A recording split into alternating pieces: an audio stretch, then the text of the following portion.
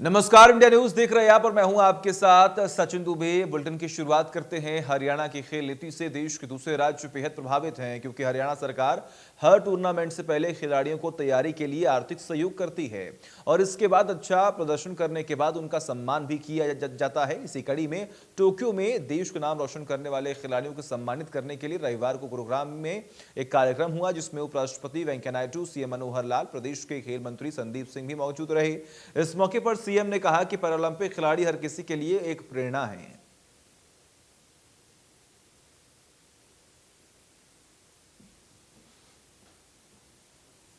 हमारे जो पैरालंपिक खिलाड़ी हैं, ये हमारे लिए सबके लिए एक प्रेरणा का विषय है। सारे समाज को इनसे प्रेरणा मिलती है कि अगर कोई शारीरिक कमी है तो उस कमी को कैसे अपनी प्रतिभा में बदल करके और किस प्रकार से अपने उस चुनौती को यानी एक सामना करते हुए अपने हौसले से आगे बढ़ करके और इन चुनौतियों को पार करके शीर्ष मेडल तक लाने में सक्षम हुए हैं, ये हमारे लिए प्रेरणा का विषय है। खेलों में हम देश में अग्रणी स्थान रखते हैं, खेलों का हब हरियाणा कहलाता है, लेकिन अभी हमारे लिए संतोष का विषय नहीं है। इसलिए नहीं है कि जब दुनिया की टैली देखते हैं तो दुनिया की टैली में हमारा देश कहीं 25वें 28वें, ओलंपिक में 45-46 स्थान पर आया, पैरालंपिक में 25-26 स्थान पर आया। हम पहले ऊपर के स्थानों पर आए, ये हमारी कसक है। और देश अगर वहां लाना है तो हरियाणा को भी अपनी और भूमिका बढ़ानी पड़ेगी। हमारे खेल मंत्री जी ने कहा कि इनका एक टारगेट जो दे रहे हैं कि अगली बार 100 खिलाड़ी जाने चाहिए, 50 पदक लाने चाहिए। मैं तो खेल मंत्री जी को ये कहूंगा, बजट की चिंता मत करना। खेलों के नाते से बहुत सी चीजें ऐसी की हुई हैं जिसके कारण से आज दूसरे प्रदेशों के लोग भी हरियाणा की खेल नीति इसको समझने के लिए आ रहे हैं। हरियाणा की खेल नीति को समझा जाए, यहाँ के इंफ्रास्ट्रक्चर को समझा जाए। हम नर्सरी से लेकर के और हाईएस्ट लेवल तक जहां तक भी खिलाड़ी खेल सकता है वहां तक सारी व्यवस्थाएं, 500 नर्सरीज हमने चलाई। कोविड के दिनों में थोड़ी कमी आई है, लेकिन उसको दोबारा से फिर पूरा करेंगे। जैसा AK सिंह जी ने बताया, हमारे स्टेडियम्स, हमारे खेल के इंफ्रास्ट्रक्चर, हर 10 किलोमीटर के दायरे में एक खेल का इंफ्रास्ट्रक्चर हमारा है। इसको मजबूत कैसे करना, इस पर हम लगातार लगे हैं। महिला हॉकी जो थी उसका खेल जब देख रहा था मैं, तो बहुत थोड़े से अंतर से, यानी वो ब्रॉन्ज मेडल मिलते मिलते रह गया। लगा कि ब्रॉन्ज मेडल जीत जाते तो इनको सबको 2.5 करोड़ रुपए मिलता। अब ये नहीं जीते तो सिर्फ 15 लाख के हकदार रह गए। 15 लाख 2.5 करोड़ बहुत बड़ा गैप है। उसी समय निर्णय किया कि नहीं भी इन खिलाड़ियों को 8 खिलाड़ी हैं, इनको भी 50-50 लाख रुपए मिलना चाहिए। उसी समय हमने घोषणा की। और वही प्रदेश के खेल मंत्री संदीप सिंह ने कहा कि खिलाड़ी अपनी बेस्ट परफॉर्मेंस पर फोकस करें और सरकार हर परिस्थिति में उनके साथ खड़ी है। प्रेरणा लायक खिलाड़ी हैं जिन्होंने देश का मान सम्मान बढ़ाया है। मुझे लगता है कि इन खिलाड़ियों को मेडल के पीछे नहीं भागना चाहिए, इनको अपनी बेस्ट परफॉर्मेंस, क्योंकि खिलाड़ी हैं, ये समझेंगे कि बेस्ट परफॉर्मेंस का मतलब क्या होता है। बेस्ट परफॉर्मेंस की तरफ ध्यान देंगे तो मेडल भी इनकी पीछे तरफ आएंगे और हमारे जैसे 135 देशवासी इनके लिए तालियां भी बजाएंगे और स्वागत के लिए हर समय सामने खड़े होंगे। फुटबॉल खिलाड़ी के लिए कोच टेक्निकली इनको समझा देता है और फिजिकली समझा देता है, लेकिन पैरा खिलाड़ियों के लिए सबसे बड़ा चैलेंज होता है कोच का, उनको किस तरीके से ट्रेनिंग दे। तो मैं उन कोच को भी सैल्यूट करता हूं जिन्होंने ऐसे योद्धा पैदा किए, ऐसे योद्धा बनाए जिन्होंने पूरे देश के लिए 19 मेडल जीते। प्रदेश सरकार महापुरुषों से जुड़े साहित्य को जन जन तक पहुंचाकर उन्हें प्रेरित करने का प्रयास कर रही है। इस कड़ी में गुरुग्राम में दीनबंधु सर छोटूराम के लेख और भाषणों पर आधारित पुस्तकों के बाद वॉल्यूम का विमोचन किया गया। इस अवसर पर मुख्यमंत्री मनोहर लाल, पूर्व केंद्रीय मंत्री चौधरी बृजेंद्र सिंह और बीजेपी प्रदेशाध्यक्ष ओपी धनखड़ मौजूद रहे। इस मौके पर सीएम मनोहर लाल ने कहा कि सर छोटूराम पूरे देश के लिए एक प्रेरणा पुंज हैं।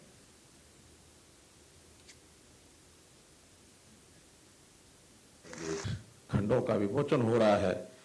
इस विमोचन के इस 5 खंडों के रचनाकार, इसके जो लेखक, ऐसे हमारे हरियाणा इतिहास एवं संस्कृति अकादमी के निदेशक एवं इतिहासकार प्रोफेसर रघुविंदर तंवर जी।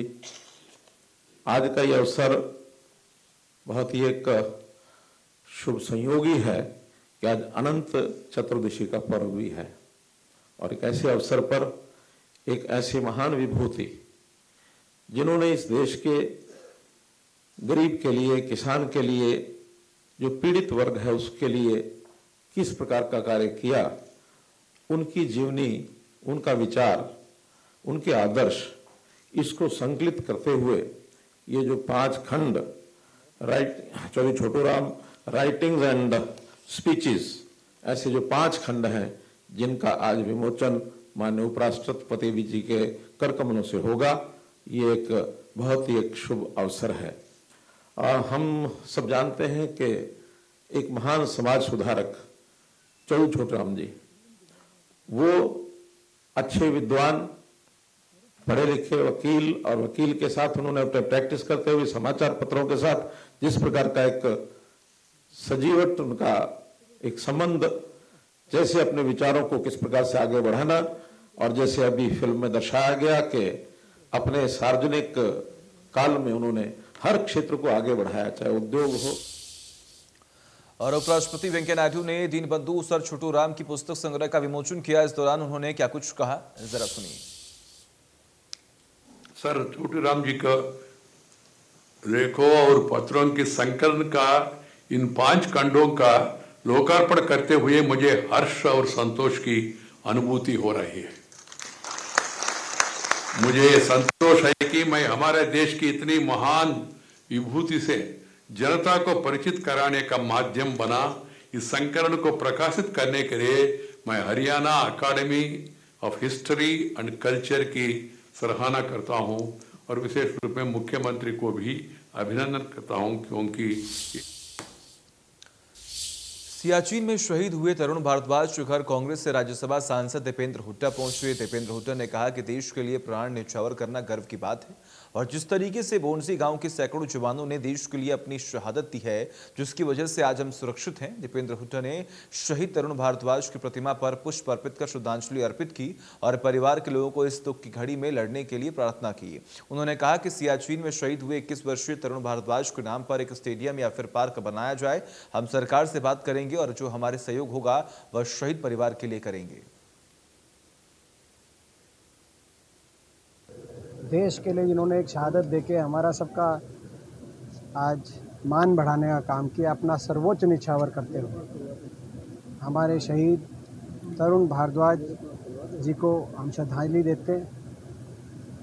आज इस कर्म भूमि, शहीदों की भूमि को प्रणाम करते हैं, जहां उन्होंने जो है जन्म लेके एक भौंसी हमारे इलाके के एक ऐसा गांव है जिस गांव ने देश के लिए बहुत कुर्बानियां दी। इस गांव से में जन्म लिए हुए एक बच्चे ने इतना जो आज देश का नाम गौरव किया है, आज हम उनको दोबारा पुनः बहुत बहुत श्रद्धांजलि देते हैं और ईश्वर से प्रार्थना करते हैं कि परिवार को इस दुख की घड़ी का सामना करने की शक्ति दे। आज हमारे मन में दोनों भाव हैं, हमें दुख भी है कि हमारा ऐसा भाई एक ऐसी उम्र में जो 20-21 साल की उम्र के अंदर ऐसा भाई हमसे बिछड़ गया, उस बात का दुख भी है और हमें गौरव भी है इस परिवार पे, इस गांव पे, जिन्होंने ऐसा भाई दिया जिन्होंने देश के लिए अपना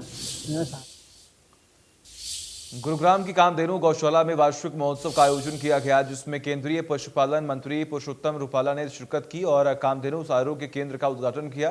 कामधेनु आरोग्य केंद्र में बिल्कुल मुफ्त इलाज मिलेगा, साथ ही ग्रामीण क्षेत्र के लोग आसानी से इसका लाभ उठा सकेंगे, क्योंकि आरोग्य केंद्र में औषधियों से इलाज किया जाएगा। ये हम हर वर्ष एक तो वार्षिक उत्सव मनाते हैं। पिछला कोरोना की वजह से 2 साल हम वार्षिक उत्सव नहीं मना पाए। एक तो आज हमने वार्षिक उत्सव मनाया हमारा, जैसे अप्रैल महीने में होता है। दूसरा, हमने जैसे कामधेनु आरोग्य संस्थान में ये 10 करोड़ का प्रोजेक्ट है हमारा 3 फेजेज में। एक फेज, पहला फेज उसमें कामधेनु योग साधना केंद्र है, जो निर्माण पूरा हो चुका है। राज्य मंत्री जी, केंद्रीय मंत्री जी श्री पुरुषोत्तम रूपाला जी, उन्होंने इसका उद्घाटन किया और दूसरे अतिथि थे वो मौजूद थे इस पर।